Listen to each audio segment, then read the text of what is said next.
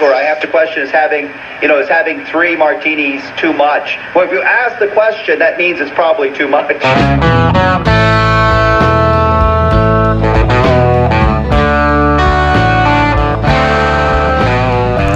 Hello, everybody, and welcome to Yes, I'm Still Sober with John Rabin, the Thanksgiving special. That's right. We've got a lot of good things lined up for you today. That's not true, actually. I don't have anything lined up for you out of the ordinary. No bonuses. I've tricked you into downloading this and starting to listen. You can go now. No, you don't have to. I just called it the Thanksgiving special because it's Thanksgiving this week. I don't know, maybe if you like, I can discuss Thanksgiving. I could probably do that, I guess. That would, I don't know. I just had a feeling people would be traveling, and if they already are listening to me, this would be a nice distraction while you're on the road in traffic going to see quote unquote loved ones, aka family.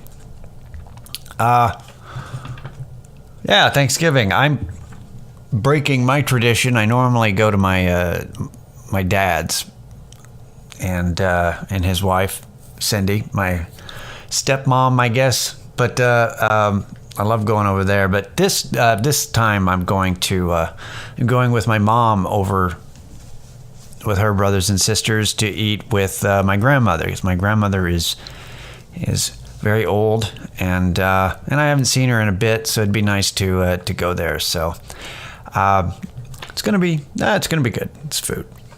It's food that's not gonna be prepared in a microwave, which I'm excited about. I would say this about Thanksgiving. Just lay low, man. As somebody who has gotten into it with certain people, actually the same person, repeatedly during holidays, it's not worth it, I think, because you never get to... You don't get a satisfaction, even if you can outwit them, even if you're like smarter than them and you win every argument. It's fleeting and you forget, and eventually they leave your family one way or another.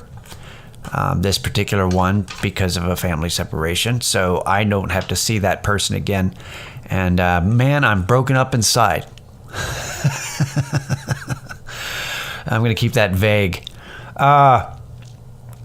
But no, I just enjoy a break from routine and the free-ish food.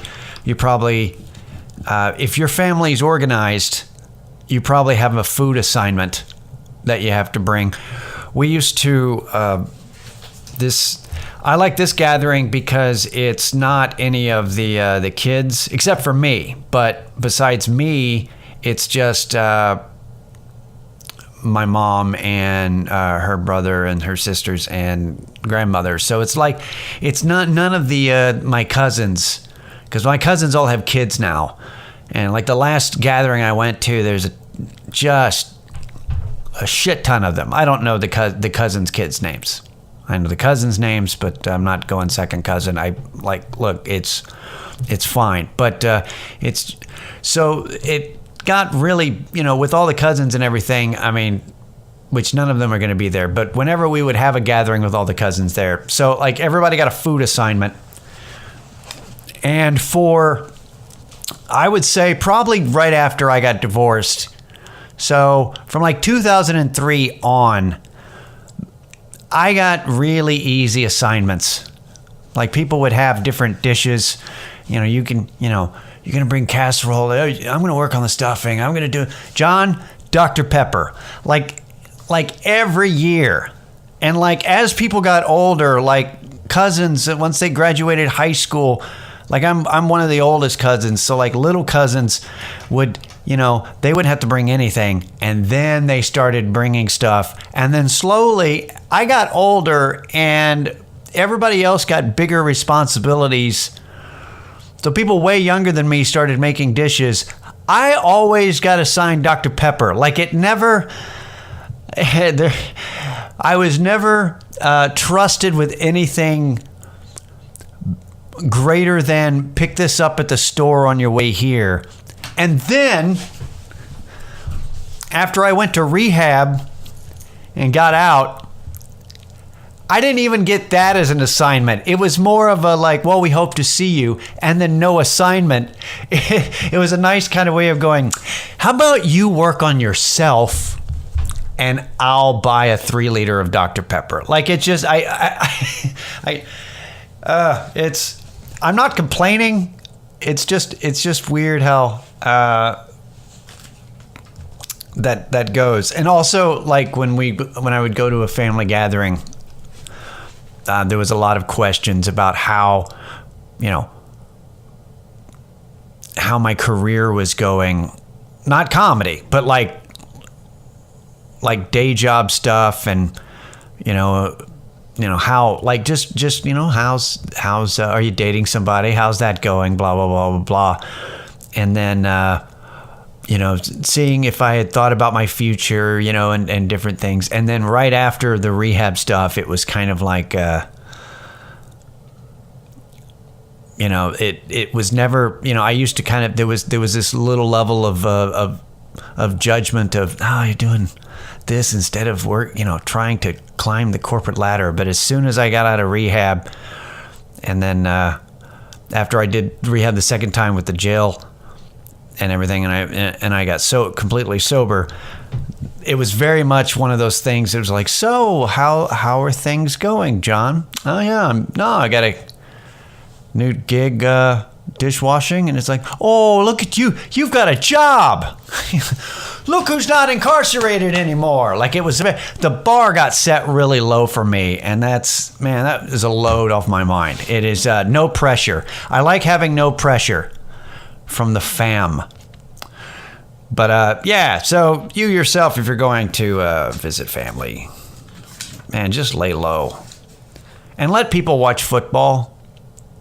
There used to be a thing where one of the older members of the family usually was the one who was like, no, we're not going to turn the game on. We don't see each other but like a couple times a year, we're going to visit. And you know what? Theoretically, I see what you're doing, but here's the deal. If you don't have the Cowboys playing, I don't have anything to talk to my uncle about. And it's not going to be pretty, because I am not a member of the NRA, and I am not a member of the Republican Party, and I don't hunt, and I don't have a truck. So there is nothing, and I'm not a fan of Larry the Cable Guy. So there's a lot of things that we're not going to connect on, but if you turn on the fucking game, Uncle Richie and I have a lot to talk about. That's all I'm saying. It's we can enjoy each other's company by staring at the game. And that's a bonding thing that you got to let people who don't need to be talking together about, I don't want to go, hey, Uncle Richie, would you like to discuss whether God exists? Let's not do that. Let's keep the Cowboys game on. That seems way healthier. Also, if you are planning, this all depends on your motivation during the holidays. If you just want to have an easy go of things, good for you. But I mean, if you're wanting to harass your family members, then by all means, I'm not gonna stop you. But try not bringing up Native Americans and what we did to them. Like, can you do that the whole holiday? You act like nobody has the internet and has read something. Like, Since the internet has come about, as I sigh heavily, people have access to a lot of alternative information.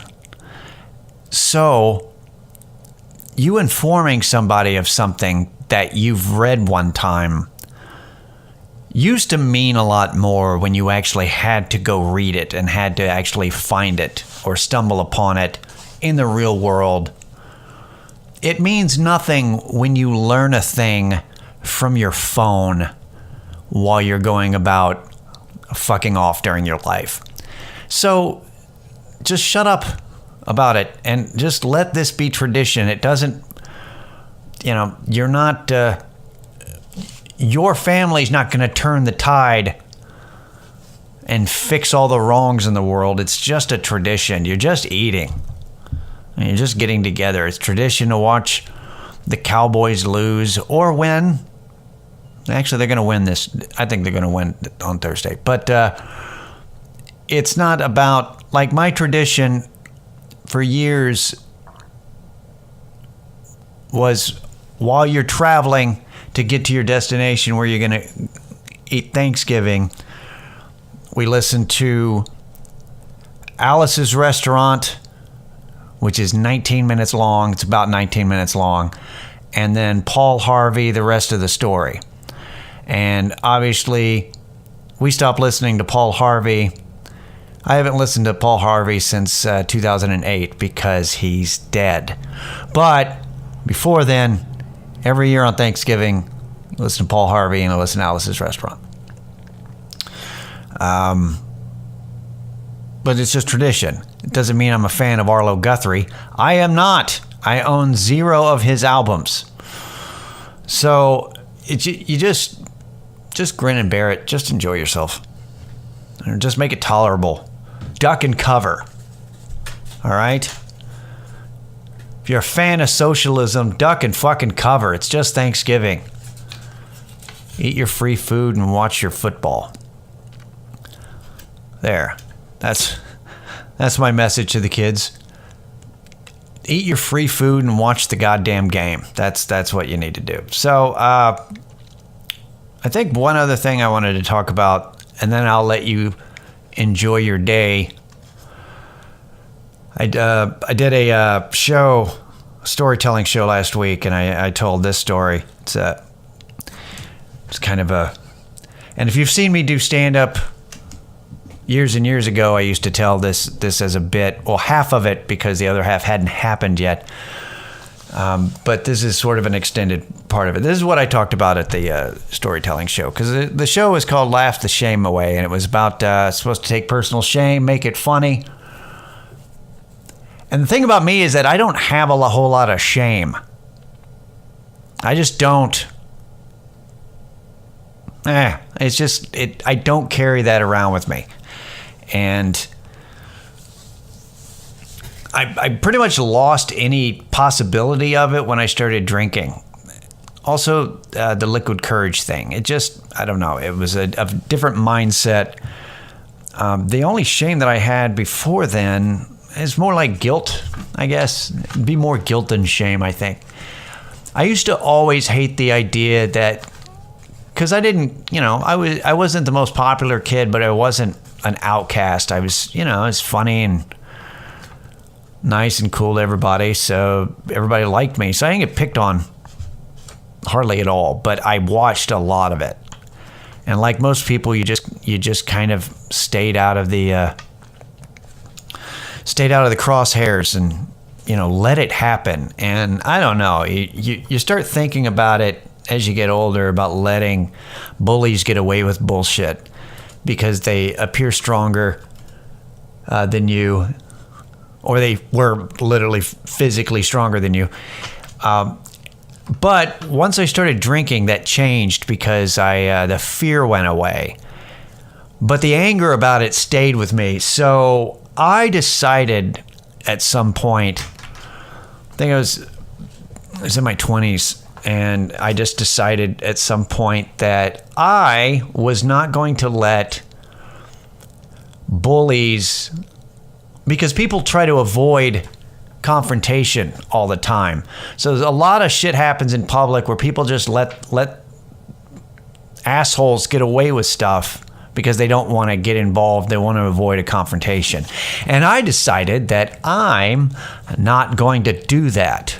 That I thought that I would not let bullies or assholes get away with the bullshit behavior, to the point that even if I went too far and was perceived as a villain by some people, that was still better than nobody doing anything. And that, at least there would be a change. And so I would do that a lot. I still do that, by the way, even though I'm sober. I just don't. I don't like letting people get away with shit.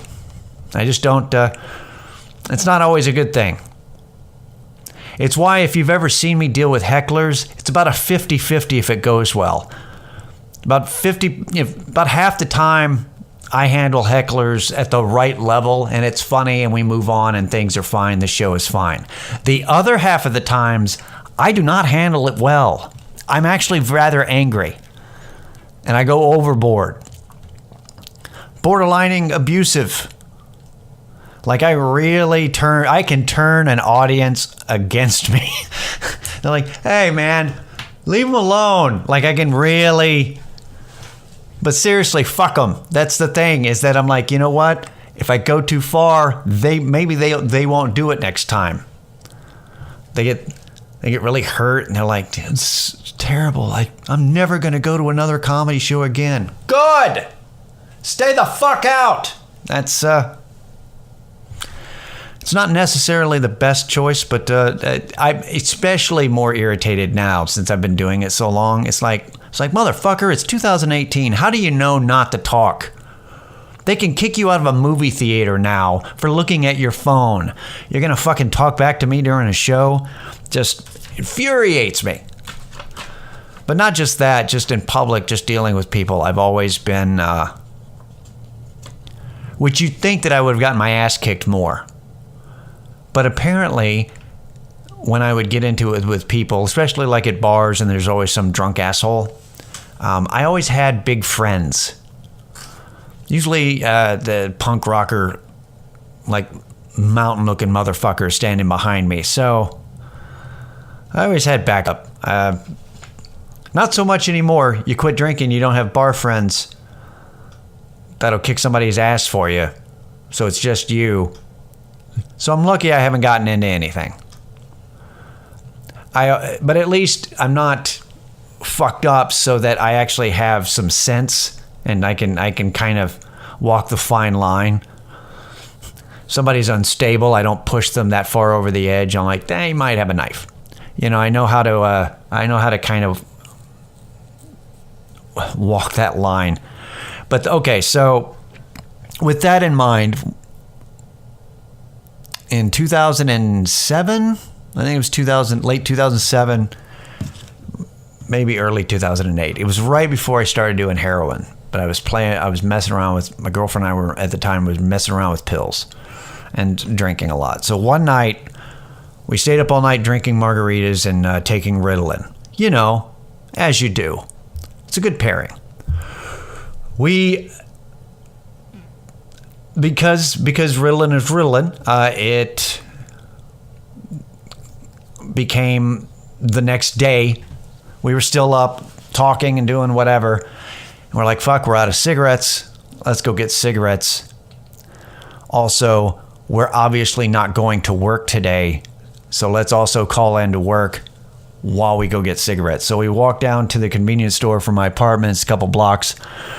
Bought cigarettes, called our bosses, respective bosses, and I think I told my boss that my alternator was broken. I didn't know what an alternator did, really, at the time.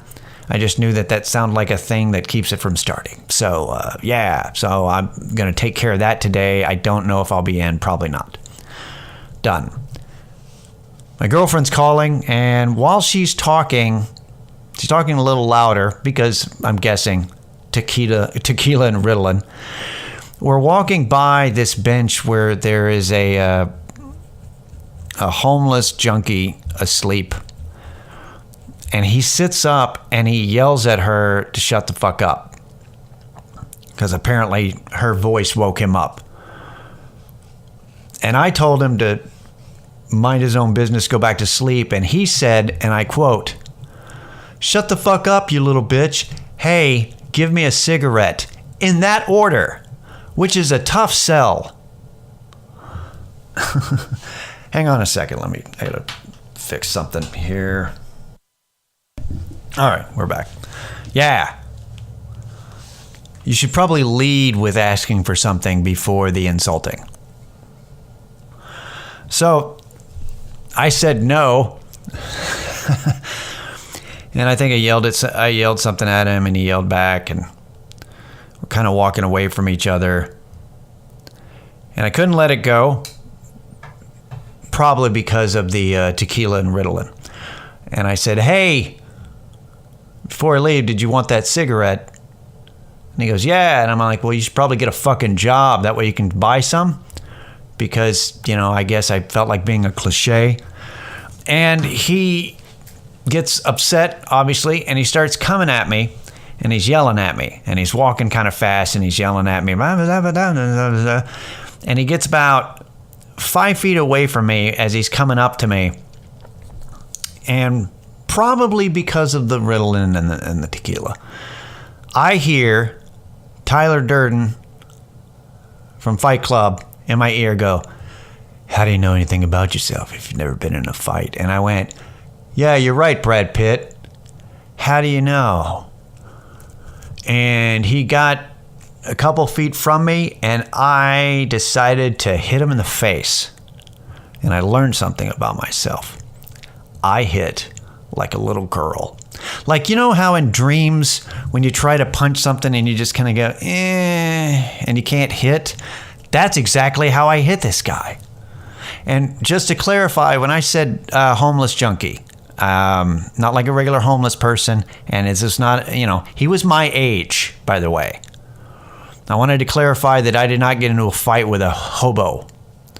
I did not punch a hobo, which is a euphemism for trying to masturbate with whiskey dick. But you can use that. I've been punching the hobo.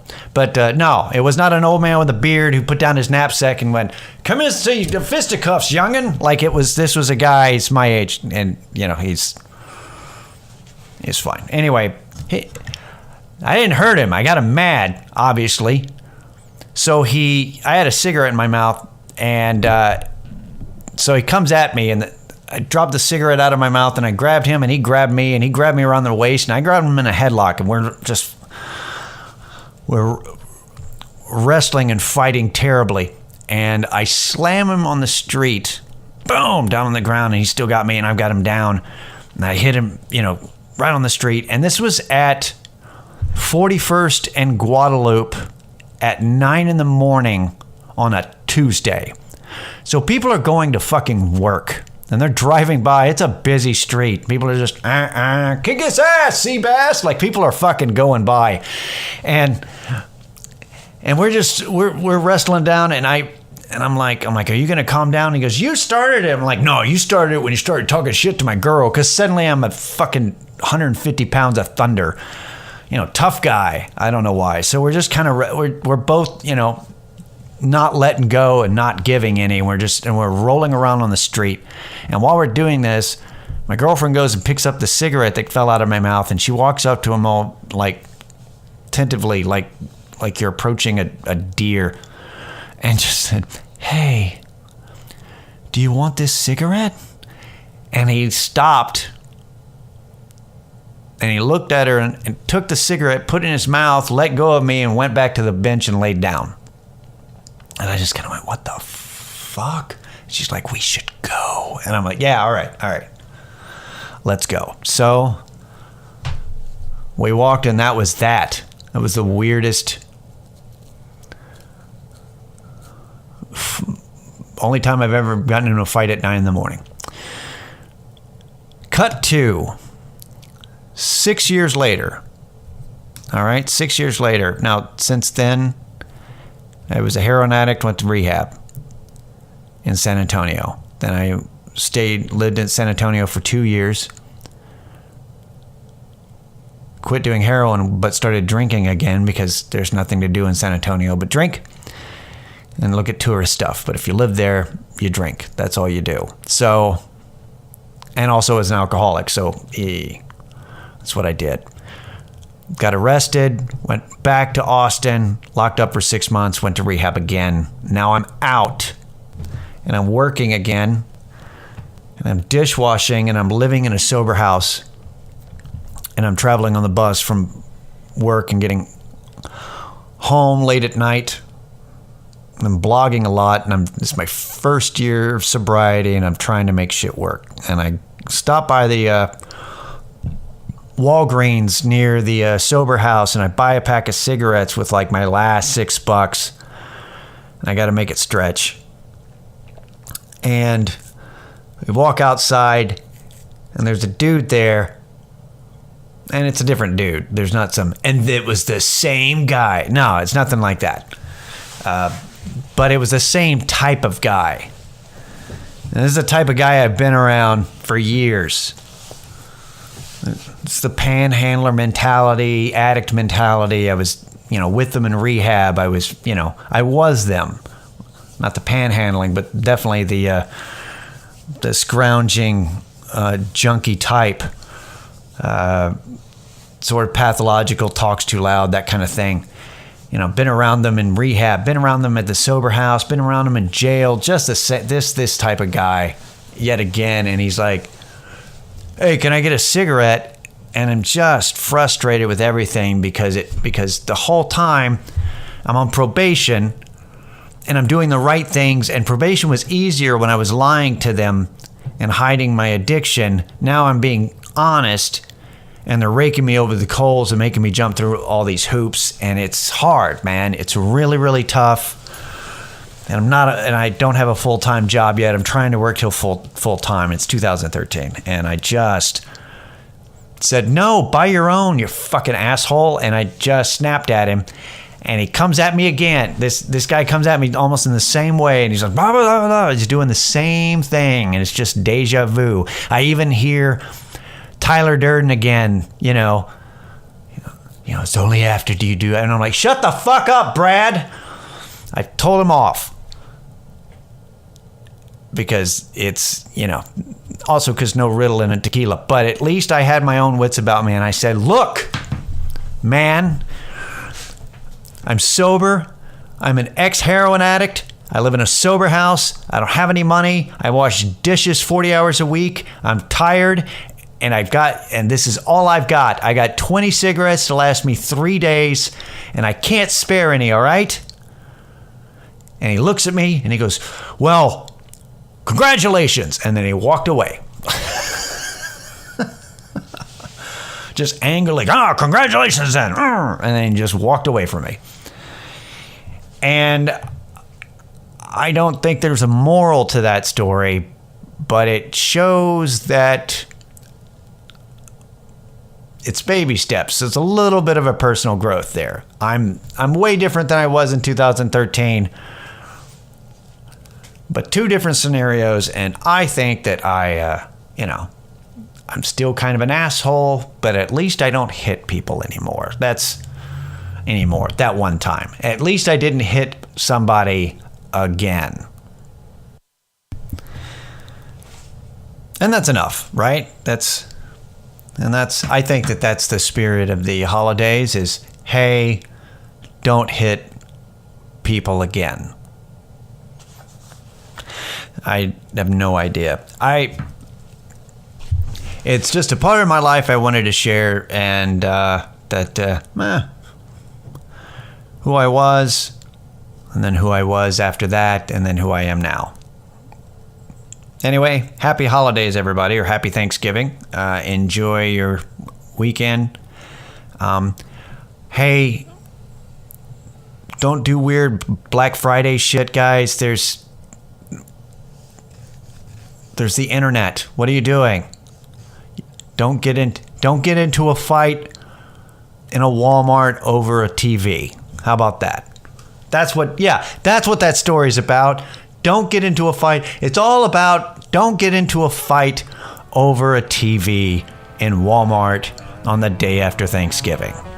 If you remember anything from this podcast, don't do that. All right. Enjoy yourselves, everybody. I'll see you next week. I'm John Raven. Later.